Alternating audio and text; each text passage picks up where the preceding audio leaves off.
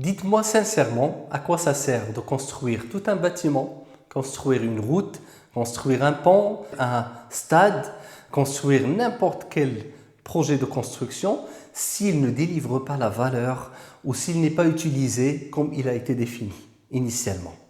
Ça ne sert à rien, même si on le réalise dans les délais, même si on le réalise dans les temps, même si on le réalise dans le budget, ben c'est un projet qui ne servira à rien. Pourquoi? Parce qu'il n'a pas délivré la valeur pour laquelle il a été initié ou pour laquelle il a été décidé de le construire.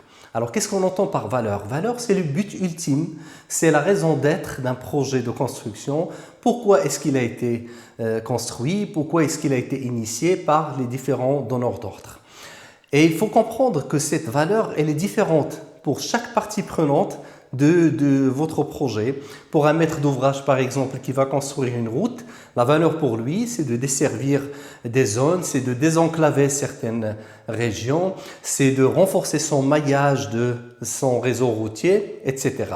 Pour les gens qui vivent à côté, les habitants ou les riverains, la valeur de cet ouvrage, de cette route, c'est qu'ils peuvent l'utiliser pour aller travailler, pour envoyer leurs enfants à l'école, etc. Et la valeur pour l'entreprise qui va construire cet ouvrage, c'est que d'abord, elle va renforcer ses références en termes de travaux routiers, elle va mettre en place les compétences et les renforcer, les compétences de ses collaborateurs, et elle va gagner de l'argent.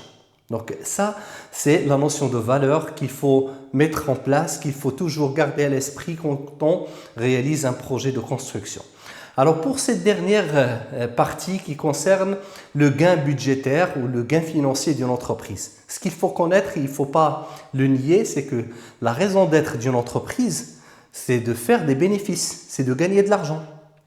Et pour gagner de l'argent, ça commence depuis l'établissement ou l'élaboration des prix de vente. Donnons un exemple. Je veux vendre du béton à un maître d'ouvrage dans le cadre d'un marché. Donc, il faut savoir que le prix de vente, il est composé de 4 éléments. Donc, le premier élément, je vais l'écrire ici, le prix de vente, il est égal au déboursé sec, c'est-à-dire ce que vous allez dépenser réellement, directement sur le béton, c'est-à-dire le prix d'achat, la main-d'œuvre qui va le mettre en place, le matériel que je vais utiliser, la pompe que je vais utiliser, que je vais mettre en place pour réaliser le béton. Donc tout ça, ça rentre dans ce qu'on appelle la rubrique de déboursé sec. Il faut y ajouter les frais de chantier. Donc les frais de chantier, ce sont les frais qui sont généraux pour plusieurs prix.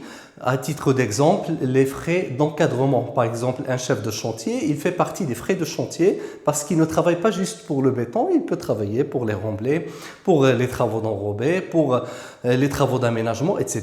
Donc son prix, il est divisé, il est considéré comme des frais de chantier.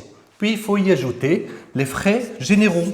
Donc les frais généraux, ou communément appelés les frais du siège.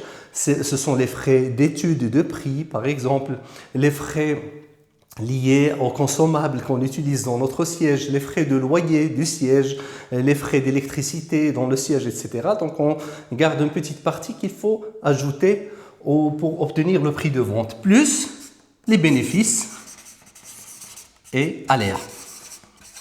Donc les bénéfices, c'est la marge que vous allez mettre pour gagner de l'argent, parce que c'est votre raison d'être.